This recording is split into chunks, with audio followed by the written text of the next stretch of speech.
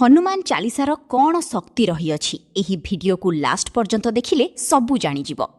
कथाटी हेउछि 16 शताब्दीर जेतेबेले मुगल सम्राट अकबर गोस्वामी तुलसीदासंकु कौनसी एक चमत्कार देखाइबाकू आदेश देइथिले। तुलसीदास एहा मना करिबारु क्रोधित सम्राट अकबर तांकु फतेहपुर सिक्रीर कारागार रे बंदी करि देइथिले। किंतु भक्त पाई कारागार भी तपस्यार स्थल पालटि गला।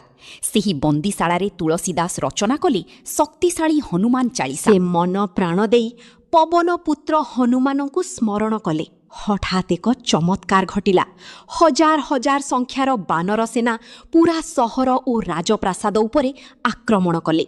सम्राट अकबरंक शक्तिशाली सैन्य माने मध्य सेमानंक आगरे हार मानिले। शेषरे सम्राट निज भूल बुझी पारिले एवं तुलसीदासंकु ससम्माने मुक्त कले। एहा ही थिला भक्तिर विजय एवं हनुमान चालीसार महिमा। जदि तुमे हनुमानंकर प्रकृत भक्त तेबे कमेंट रे लेख जय हनुमान।